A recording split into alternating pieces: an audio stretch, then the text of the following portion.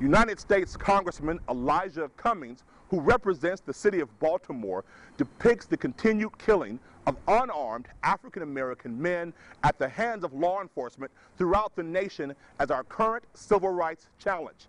I'm Michael Reel, and this is ReelUrbanNews.com. Providing legal analysis of this national crisis are Angela Powell, Carl Douglas, Lisa Bloom, Jamon Hicks, and Tony Sane.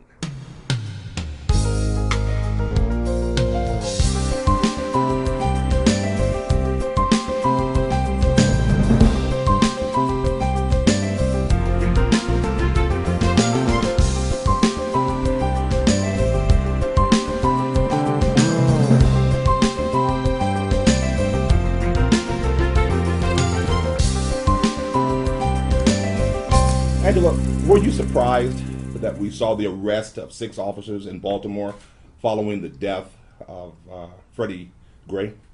I don't know if I would say I was surprised. I think to comment on whether or not these officers should have been arrested would be premature because I don't know all the evidence. I trust that the state attorney has evaluated the reports and has made an appropriate determination.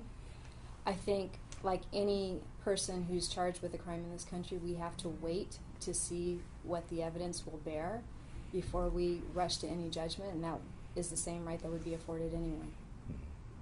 What does this say about the civil rights in America, Carl? When we last met, we were talking about the young man in Ferguson, and we've seen several deaths since then. What does that say about the way America looks at civil rights? Michael, it says that we still have a long ways to go. I am really struck by friends and colleagues knowing that I have been toiling in the trenches for 35 years and asking what I think about the fact that all of these allegations of abuse have now happened all of a sudden. And I tell them, welcome to my world. It's not that it's happened all of a sudden. It is now, because of the advent of technology, that America is beginning to get a glimpse of what really happens on the streets of urban cities throughout this country. I was shocked that 6 officers were charged in the Freddie Gray death. I think that is a testament to Marilyn Mosby, a first-term state's attorney. It also reflects when you have people who have diverse backgrounds, like the mayor and the police chief of Baltimore, African Americans all.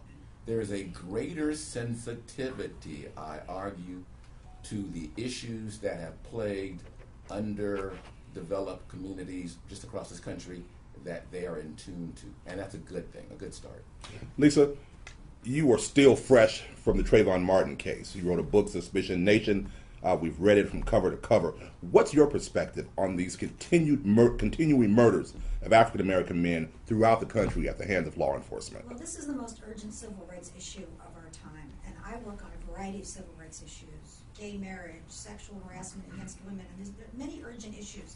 But this is an issue involving life and death, and in particular, death of young people without accountability, state-sanctioned death of young Americans without accountability. And that's why I say it is the most urgent civil rights issue of our time. Marilyn Mosby is a wonderful example of what happens when a young attorney runs on a platform of holding police accountable when they do wrong, even though she comes from a law enforcement family herself for many generations and has tremendous respect for the good people in law enforcement. But she ran on that campaign. She was elected by the people who turned out to vote for her because they care about that issue.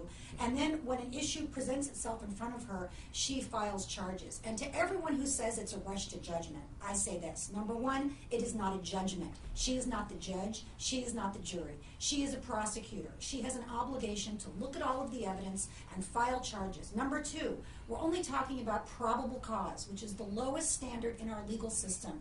We have a 25-year-old healthy young man who goes into a police wagon, and when he comes out, he has a catastrophic spine injury which results in his death.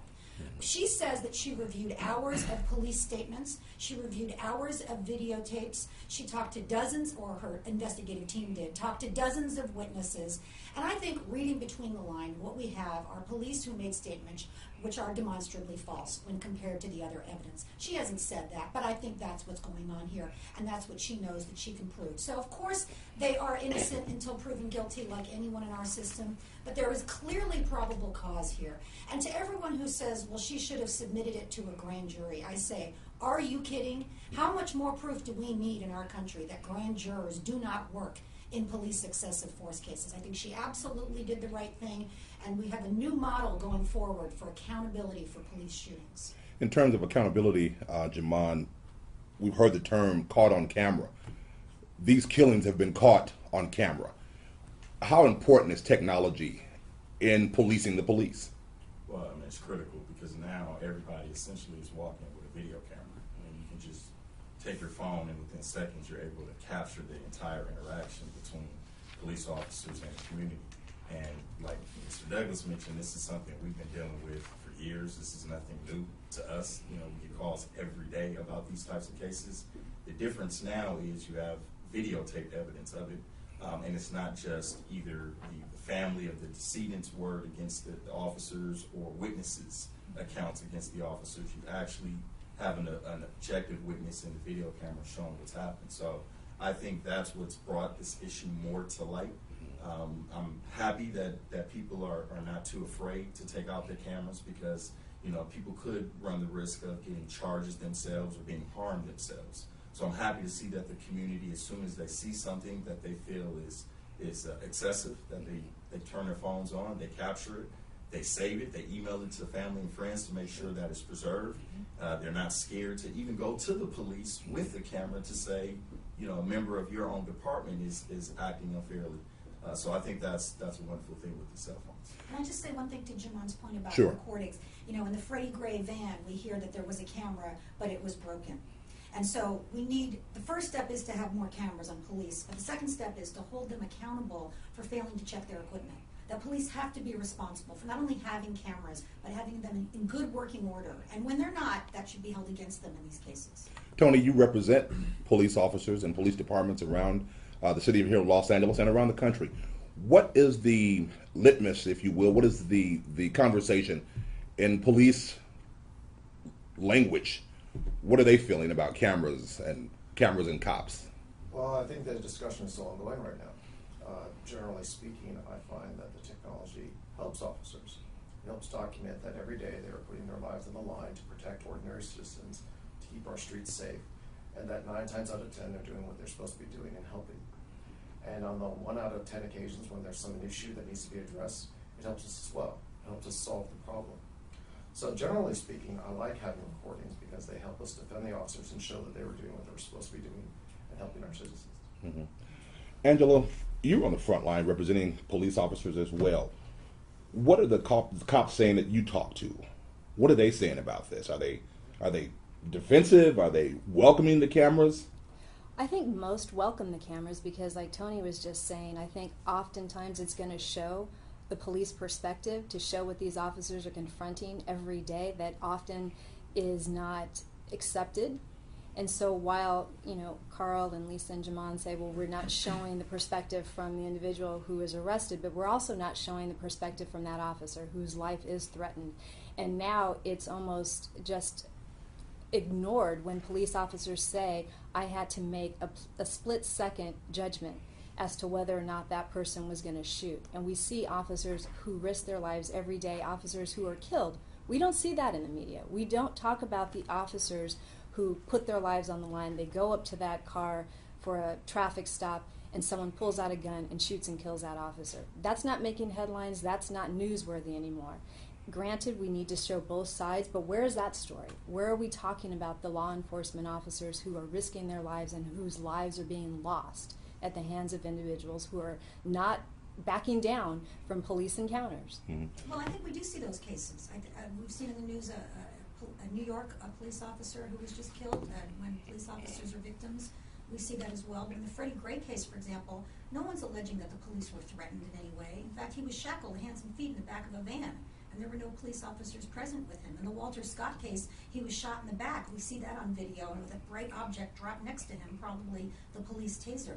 Nobody was being threatened in that case. So while police are certainly threatened in some cases, it's not all cases. And some of the cases are so outrageous because there's absolutely no threat to the police at all. I mean, that's the Freddie Gray case. And one thing that we find, I respect what Angela says about the danger of police work. It is indeed. I have found in 35 years that people become police officers because of the action, not in spite of it. I've also found that officers don't welcome the true light of transparency. For example, in the Walter Scott case, the guy who took the video first went to the police department with the video, and they didn't want to look at it. It was after then that they went to the lawyers for the family of Walter Scott. In Los Angeles, there was a big stink last year because more than half of the antennas that were affixed on police cars designed to help add to transparency had been removed voluntarily from the officers that work in the Southeast Division. More than 50% of those antennas had been physically removed by the officers because they don't want transparency. They don't want to be watched. It's very, very difficult. In my line of work, if there are lawyers sitting around watching what I write or how I argue a particular case, that's not what I would welcome as well. But with police officers, we give them tremendous authority. They can stop you.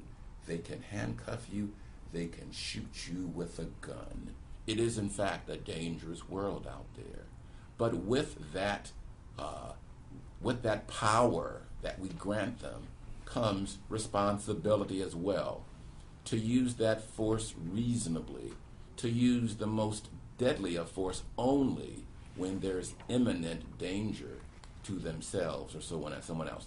And we've seen countless occasions now with videos how those standards are being recklessly ignored. Tony, Mr. Douglas uses the term transparency. Are cops afraid of being transparent? No, I don't think so. And I think that there's something that's very important to remember here in response to Mr. Douglas's point. It's that all lives matter, not just black lives, not just white lives, not just officer lives. All lives matter. And most of the officers that I've met go into the profession because they want to help people. They want to keep people safe. They're not danger junkies or action junkies like Mr. Douglas is insinuating. They're people who care about their communities. They're people who help and they want to protect and serve. And I think that to characterize them in that fashion is really unfair to most of the officers who get up every day, kiss their spouses goodbye, pat their kids on the head, put on a bulletproof vest because they're worried that they might be shot on the job trying to enforce our laws, protect our homes, and protect our communities. So I think that's something that's really important to remember, that these are ordinary people. They're not gods, they're not superstars, they're regular folk who are doing a very difficult job as best as they can. Well, can I jump in on Sure. that? Because I don't want to devolve into a debate about, are cops as a group good people or bad people. I don't think that's beside the point. Clearly there are many good cops. Clearly there are some bad cops. That's something we can probably all agree on. I think the more important question is, what are we as citizens in a democracy doing to retrain our police so that we can have fewer deaths, and in particular, fewer deaths of unarmed black folks in America, because that's really the pressure point here. And Carl's right. This has been going on for a very, very long time. And thank goodness for the peaceful protesters who have taken to the streets in Ferguson and New York and Los Angeles and Baltimore, all over the country, who have insisted that this issue now be on the national agenda. And they're in the streets until we all do take this seriously. And so I think we all owe them a tremendous debt of gratitude. But there are things that we can all do to help the police have a safer job and also keep our own citizens safer on the street, which means certainly more diversity in our police forces. We can't have more Fergusons where 95% of the police are white and the community that they're policing are African American. It's also disproportionate in a lot of places. So there can be racial bias training, especially implicit racial bias training. That's happened in Las Vegas very successfully, by the way. It's happened a little bit in Chicago. It's happened in some places, and it does work. We need to have a culture that has fewer guns overall. I think that's a big part of why there are so many shootings in America, over 1,000 a year, fatal police shootings of civilians in America, and in places like the UK or Germany, it's 8 or 6 or 2 or 0. Why? Because in the US, when a police officer says he reached in his waistband, his allegation that I felt threatened is credible. Because people do reach in waistbands in the U.S. and pull out a gun and shoot people, which does not happen for the most part in Western Europe or East Asia. So we have to decrease the overall number of guns on the street. We have to train police in non-lethal uses of force, so people like Darren Wilson and Ferguson don't immediately go for their gun when someone is running, so that they have non-lethal uses of force. I'm not a huge fan of tasers, but they're clearly preferable to bullets, right? So there's a lot that we can do to retrain police, to have certainly more community-based policing, to train police in de-escalating uses of force, that I think is a win for all of us, for the police and for the citizens. Jamon, what do we say to young people who live in these inner cities and these urban centers around the country? What do we tell them in terms of dealing with police? I know it's good to have a camera, it's good to have your phone, your watch, some kind of recording device, but what about the personality, the attitude, as we continue on in the 21st century? What should young African Americans be thinking about before they interact with a police officer? I always tell, especially when I speak to young African American men, do what you have to do to come home at the end of the day, okay? This is not the place to protest. This is not the time when you're interacting with the police officers to talk about your rights and you know your rights, cursing at the officers, because it's ultimately just going to lead to the wrong result. Try to, as best you can, deal with what you have to do, stay respectful to the police officers, no further gestures, don't reach for your waistband, don't reach underneath the seat when you're pulled over, keep your hands where they can see. Make yes sir, no sir, yes ma'am, no ma'am. Do whatever it takes to just come home, and if your rights are violated, leave it up to the attorneys, whether it's a criminal case or a civil case. Let us fight for you and be your voice. But you don't want to aggravate the situation, you don't want to make the situation worse, because God forbid that you're shot and you're killed, your voice is gone, and now we have to deal with what the officer says about whether or not you reached for your waistband or you reached underneath, and they felt that their safety was threatened. Tony? I want to agree with Mr. Hicks, and I would suggest that one of the most productive things that can come out of these tragedies is a conversation between law enforcement and communities about how we work with one another. I have a very similar conversation that Mr. Hicks is describing with my own children. And I think it's very important to remember that both sides can have some responsibility in the situation, and therefore both sides can be part of the solution, not just part of the problem. Carl?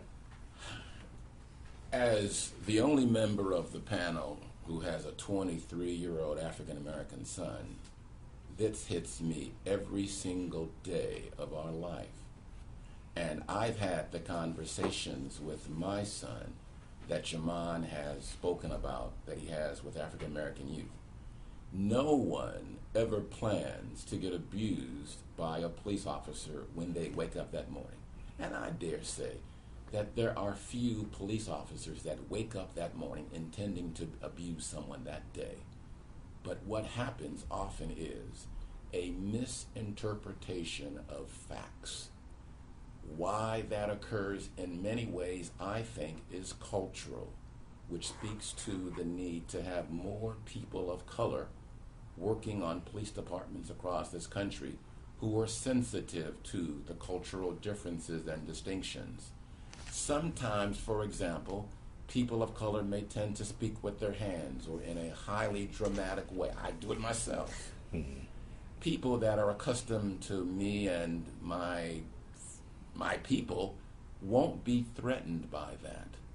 Those that live in more distant areas of the county, for example, who have less frequent opportunities to interact on a social level with people of color, might take that same stimulus and interpret it differently, leading to tragedies. I happen to see officers, unfortunately, on their worst days when they've done things that are unspeakable.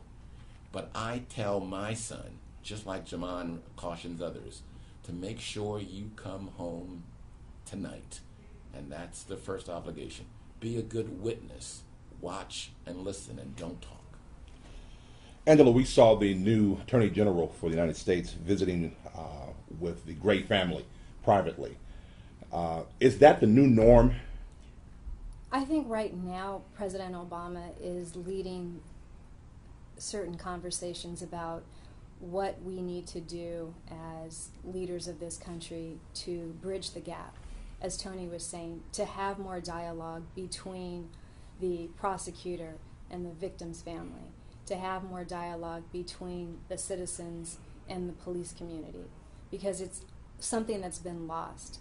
Children in certain areas aren't raised to respect law enforcement. And if you have that attitude, and you have an attitude where they're going to challenge the police, unfortunately we're going to see situations like this happen. So I think it's important to see our leaders of our country reaching out and saying, we want to do something. We want to start the conversation. We want to have more conversation, and so that people feel like their voice is being heard. Oftentimes that gives rise to greater situations when you think you're being ignored or no one's paying attention to the issues in the community.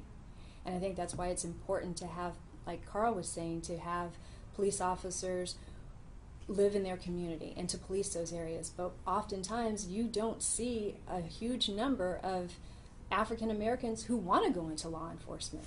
And if they do, they're talked about, they're put down. Why are you a police officer? Why are you a prosecutor? But instead, you need those people who look like the people who are being arrested making certain decisions as well. So there has to be a respect for what's done, and I think once there's a respect, people will want to go into those areas. People will want to stay in their communities and police those same neighborhoods. You know, Mike, one thing that struck me in terms of the Baltimore incident was that 3 of the officers that were charged are African American.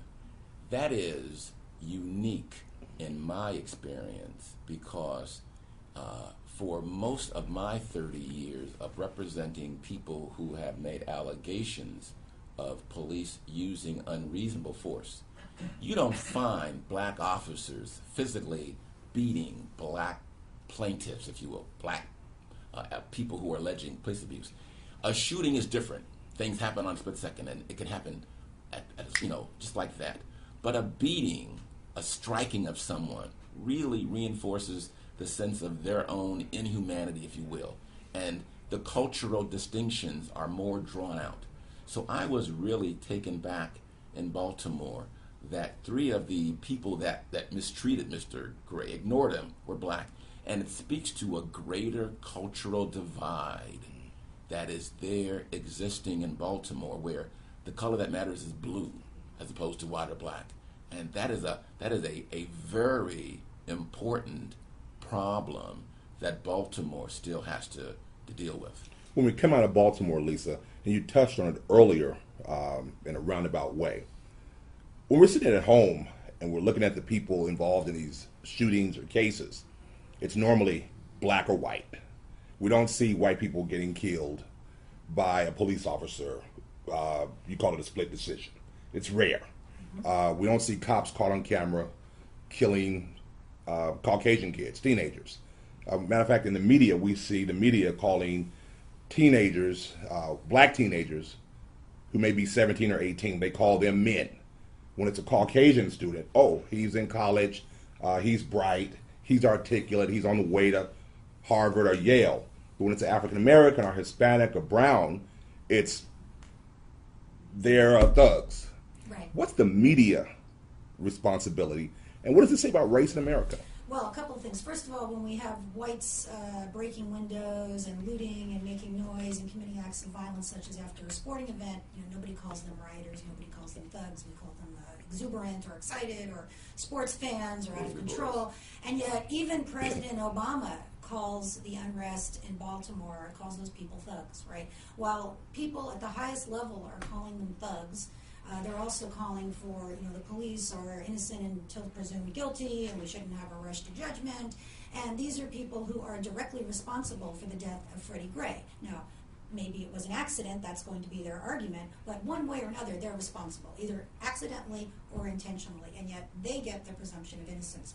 It is interesting, I think, that 3 of the Baltimore 6 are African American, but there's a couple of things that we know.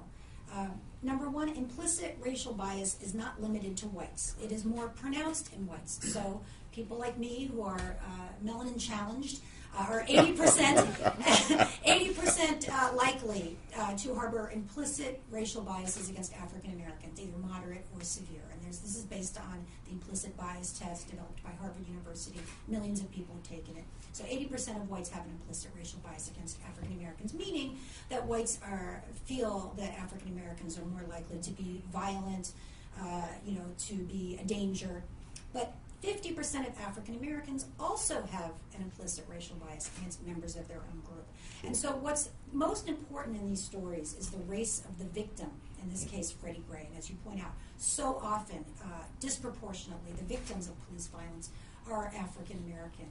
We know that in a lot of studies from the criminal justice system, the race of the victim is the most important factor in terms of whether the death penalty will be imposed, for example, regardless of the race of the perpetrator.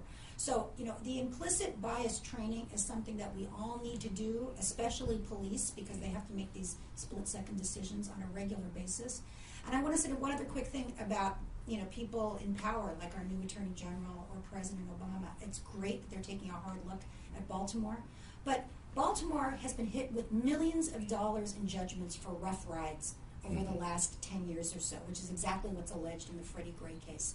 It took the protesters taking to the streets to bring in the people at the top. So it took the community and the grassroots movement to say, please pay attention to this problem, which has been going on for a long time, which has been festering, which anyone in power could have looked at if they would have looked at these public judgments and awards, and which nobody did. It's the same thing that happened in Ferguson. It was the community that got the Justice Department to finally come in and do a terrific report. That's probably going to happen again in Baltimore. But we need the people at the top to actually be leading. And shouldn't take people in the streets day after day after day to get the people at the top to do their jobs, and that is to protect the rights of everyone in this country, regardless of color, regardless of poverty or social class. I mean, they need to be showing some leadership on this issue. Tony, where are these cops coming from, in terms of their demographic? Where are they born? Where were they raised? Are they coming from rural areas and coming to the city? Were they not accustomed? Were they raised where they're not accustomed to seeing people of different ethnicity? How does that play? Does their upbringing play a part in how they interact with minorities? Well, everyone's upbringing plays a part in how you interact with everyone. Most of the officers that I know grew up in the communities that they're policing, so it may have changed over the course of their lives, but they're usually from that community or live near that community, which means they're familiar with and theoretically should have grown up with, be comfortable with the people who are in that community, minority or majority. I think, though, that racial issues are really a subset of fear of the other, fear of somebody who's different than you, whether it's a different race or a different national origin or a different sexual orientation or whatever it is. And part of overcoming that fear, whether it's fear of the suspect of an officer that they don't know or concern by an officer about a suspect that seems different than them, overcoming that fear is about developing knowledge of that community and developing knowledge of that person. And if we have these conversations, I think that we can reduce that problem. But generally speaking, the officers that I've met, they're not like, as you're suggesting, some rural folk who have never seen a black person before. They're usually right from the thick of things, right in the middle of that community, and they have a minority friends or are married to a minority, and they just happen to not be one themselves. So I don't think it's that simple. I think that overcoming these issues is really about dealing with people that you don't know and making sure that you're having a conversation with them rather than having this sort of antithetical relationship.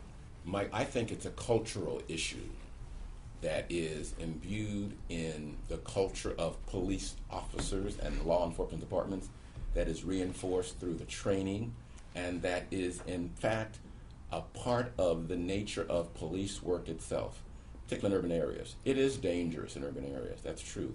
And the danger often necessitates certain kinds of tactics and responses that often are burdensome on the people in that community. There's an us versus them mentality. We are protecting, with the last line of defense from anarchy and overrunning of criminals and lawlessness is the mentality. And that mentality more leads to the transformation of a noble person working a noble job, oftentimes doing things that are out of character, and then supporting that culture by lying or covering up, as we've seen in several cases across the country. Yes, sir. But if I could just add to that, I mean, one thing we have to keep in mind is that we have a mentality ourselves. You know, those of us who grew up in minority communities, who are minorities, we grew up in a culture where we were taught that officers were the enemy. Don't trust police officers. They are the popo, they are the pigs, they are the bad guys. And you're going to fight them. You're going to do whatever you can. You listen to music that tells you that officers are subhuman and you should use force against them when they haven't done anything other than their job. That's the culture that some of us were raised in. I myself was raised in that culture. And what it took for me to overcome that inherent cultural bias was to actually meet law enforcement, to get to know them as people, to find out the struggles that they have to deal with as they try to keep us safe. You know, when you are woken up in the middle of the night and you hear a sound that scares you, you don't call the fire department, you don't call your priest, you don't call Mr. Douglas, you call 911 because you want an officer there to keep you safe. And understanding that cultural relationship is a cornerstone of our society that has been lost in some communities. And the only way that it's going to be regained is if we engage each other again and actually talk about these issues and see what we can do together. Because it's not the white police force, it's not the black community, it is our police force and our community. These people work for us. And if we don't like what they're doing and we want to work on it and improve things, we have to talk with them because they are our employees, they are public servants. And we, black, white, brown, yellow, red, everything, we are the public. But Mike, I mean, yes, I understand what Tony says, and that it's good. I was also raised in South Central Los Angeles, and I dare say you could stop any black person at random, and he would tell you either himself, a family, or a friend has a story of how they were treated unfairly in their eyes by the police. We don't raise our children to not respect police officers. I don't think just songs and stories are going to change the cultural shift, but the day-to-day interactions of police in black and brown communities is what lays the groundwork, the problems for the issues that we often see when those young people grow up. And so there does indeed have to be a conversation that is very useful.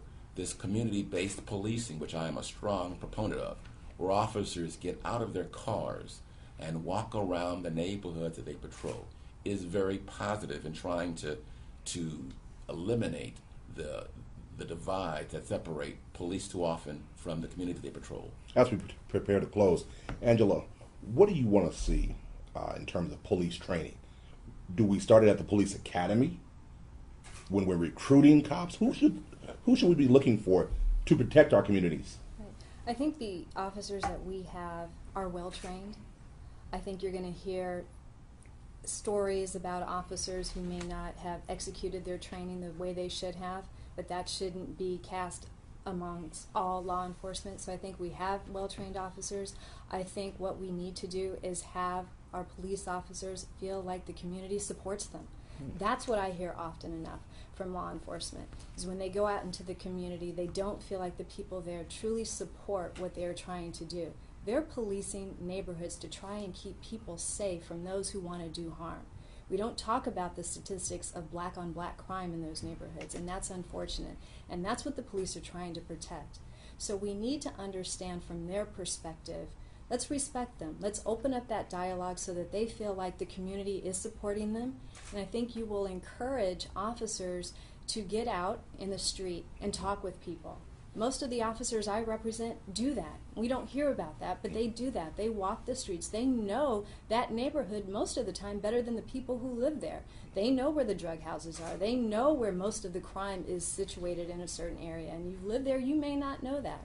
So I think we can help the dialogue by getting the community to listen and understand that the police have a dangerous job, but they want to do it in a way that keeps good people safe. And I'll tell you one thing, they care very much about this issue. Officers are very focused on every use of force. And sometimes they are very, very concerned about the results of their use of force. It plagues some of them. They don't like doing this. They do what they have to do in a situation to keep us safe, to defend themselves. But this is not something like they're cowboys that are out there in the field. Sure. These are public servants who are doing everything that they can to protect their communities. And that's worthy of our respect, and it's worthy of our attention. Jamon? I would like to see more accountability and more transparency. Those are the two things that I think are very important.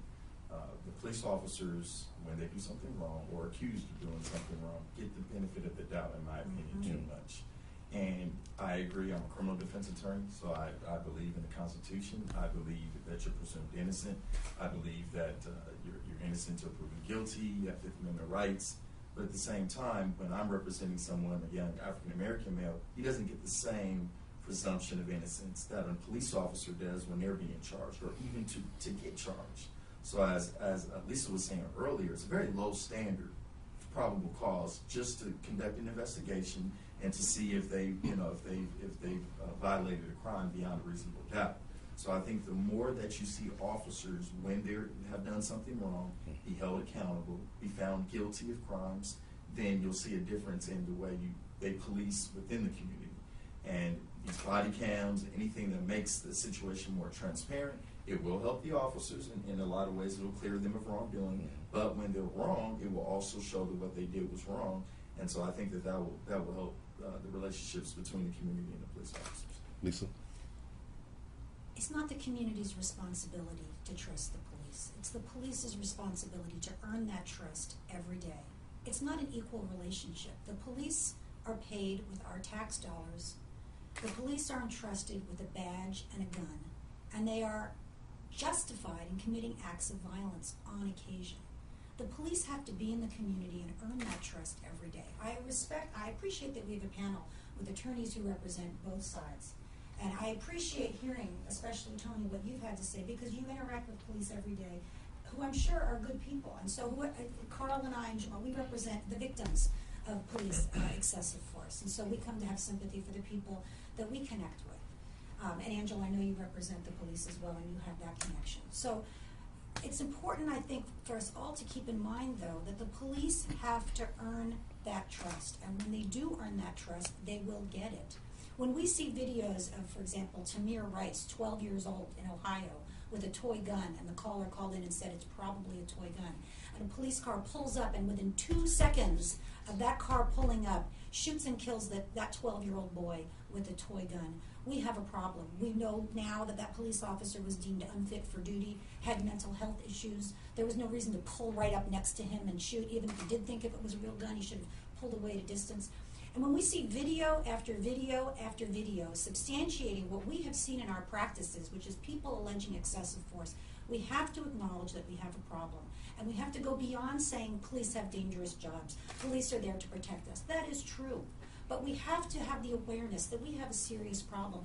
But thank God, a problem that can be fixed, because we know what the fixes are. This is a human-created problem, and it's a problem that can be solved with the fixes that we've talked about today. But we have to all have the fire ignited under us to work together to solve it, so that we don't have 1,000 Americans, 1,000 plus Americans, being killed by police every year. That is just unacceptable.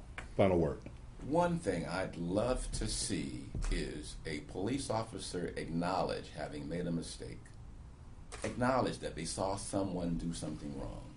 In 35 years of seeing hundreds of different cases involving allegations of police overreaction, I can count on one hand the number of times that an officer, Mr. Douglas, I did probably shoot too quickly, or, I did probably strike a couple of times more than reasonable given the circumstances. Police officers are human. They do make mistakes. One day, hopefully in my lifetime, I will live to see them acknowledge their humanity, that they make mistakes, and that will be the major step toward healing. Angela Powell, Carl Douglas, Lisa Bloom, Jamon Hicks, my new friend Tony Zane. Thank you so much for being with us. I appreciate your perspective and your time. Thank you. Thank you.